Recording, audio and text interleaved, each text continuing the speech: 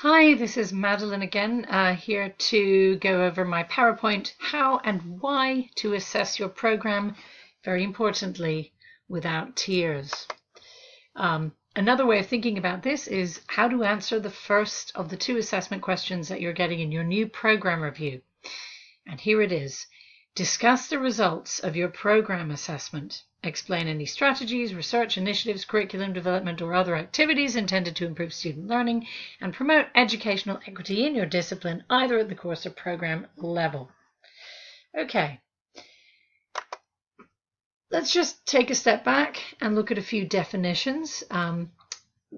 Program, when we talk about assessing a program, primarily we mean degree or certificate, which most departments offer in their discipline. But for the purposes of program review, I think we can also be looking at sequenced classes. ESL, for instance, has sequenced classes, and so do some other disciplines. And what do we mean by assessment? This has got so many meanings, but for now we're really thinking about the practice of evaluating the currency, coherence, and quality of student learning in a given curriculum. And again, the focus of the curriculum really is at the program level, is what we're asking about. And finally, when we talk about assessment data, we have tended to focus on this first point, evidence of specific knowledge, skills, or abilities. That is to say, actual student assignments or surveys, actual student surveys, where we ask a student if he or she feels they've mastered the outcomes. But I think it also can include, if you like, the narrative or analysis of things we have done in order to assess whether students are learning in our program and things we've done to try to improve student learning and how well that's worked. And our account of that, as long as it's reasonably granular, constitutes assessment data too, as does reviewing your curriculum with a focus on student learning outcomes. Behind this is a philosophy. Learning outcomes constitute a kind of promise to students. So here, for instance, are the program outcomes for the business admin AST degree. And we tell students who want to take this degree that they need to take a whole bunch of courses, and then there's another bunch of courses they can choose from, 6 units or whatever from. And this will all lead them to a certain place. Completing this program, if they complete these courses and they pass them, we promise them that they will be able to prepare and analyze financial statements, they'll be able to prepare and manage a budget, and so on. It's a way of saying this is what you'll walk away with. So how do we get them to that place? That degree includes a lot of different courses and most likely in student experience, quite a few support services too. Well, the answer is we get them there together. I've got a quote from you, for you from John Donne. No man, course or service, is an island entire of itself. Every man is a piece of the continent, a part of the main. Therefore do not send to know for whom the SLO bell tolls. It tolls for thee. Thank you, John Donne. In other words, we're trying to use the assessment process to find a place to stand, so to speak, beyond the course that can show us how students are putting all their learning together. How are they turning all those courses and services and experiences into a coherent program, and now they know how to prepare and analyze a financial statement or whatever it is. We're using the process to try to find out where the problems are and what they are and focus our attention there. So rather than use a kind of course level SLO audit where you assess a course whether or not you perceive a problem with it, but just because it's that course's turn, instead we can use a programmatic overview to spot where we need to pay attention. If something's broke, we don't need to fix it. But if something is broke, we need to give it our best attention. And ultimately, we're trying to make sure that we actually are keeping this promise to students, that yes, if you pass these courses, you will get to these outcomes. What are the challenges in this? Well, assessing a program is difficult when there is no exit exam. If this were law school, you just look at your law school results, your exam results. But we don't do exit exams. Students also are very difficult to track. They do 3 courses with us and 3 at Skyline, then they move to Texas for a year to get a job, then they come back. Often they don't declare a major or decide to take a degree with us until they've already taken the courses that we would want to track their performance in. And often they are majoring in a subject and thus need the program, but they may not actually take the degree with us. They may just go ahead and transfer. So it's hard to track the student body. It is very difficult then to find that place to stand from which we can get a perspective on how they put everything together. Other challenges include creating activities that offer this perspective, that are a little beyond the classroom, and really importantly, doing what is meaningful and doing what is manageable. We can all think of great ways to assess students in our programs if each week had 12 days and each day had 50 hours, but they don't. We already have a full-time job teaching, so we want to make sure that we think of things that we can do. So here are 7 ideas, that said, for assessing learning in your program, that is to say, for tackling that question. Yes, you're doing some of these already. 1 is a review of the learning outcomes, which actually I got people doing in spring of 18. Have a look at the learning outcomes in your courses and in your program, the learning outcomes for the program, including the ones not in your discipline. You know, every program outcome should be supported by at least 1 course. Otherwise, you know, how are they going to get there? Every course should contain at least 1 program outcome that supports at least 1 program outcome at the, every course should include a course outcome that it supports at least 1 program outcome. Otherwise, you know, what's the course doing in the program if it doesn't get you towards the big goals? Also, you know, do the course or program outcomes need updating or rethinking? Sometimes, you know, employer needs have changed or students have changed or you know, a new generation of faculty needs to take ownership of what their program is about.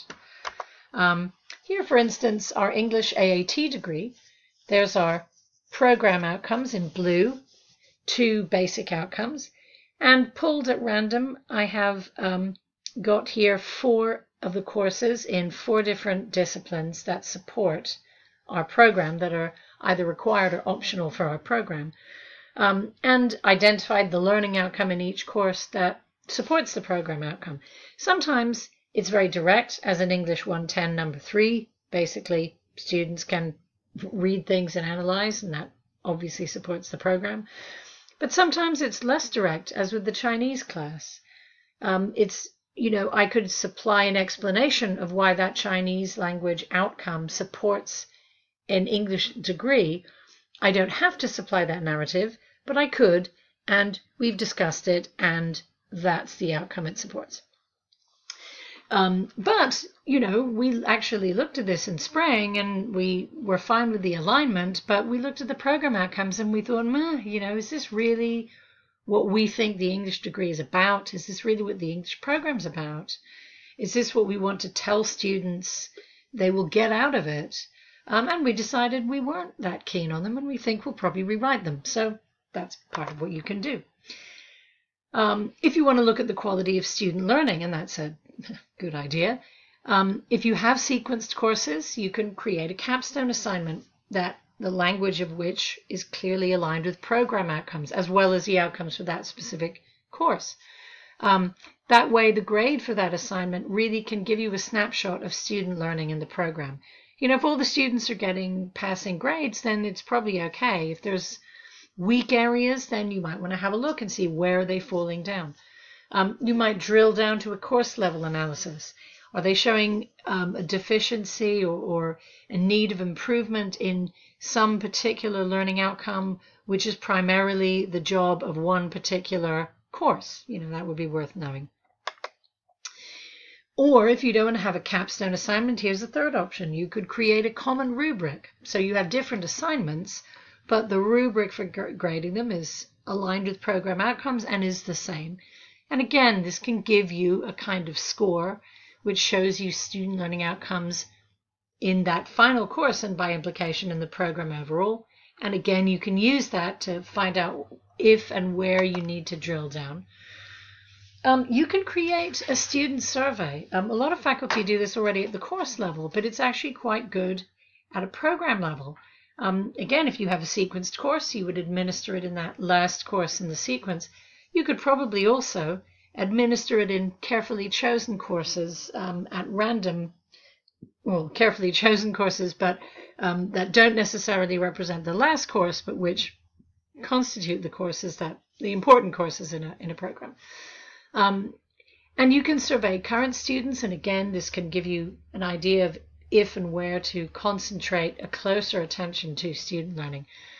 Student surveys get a bit of a bad rap for program assessment. We used to do them, but we did them in the wrong way. We asked the wrong people.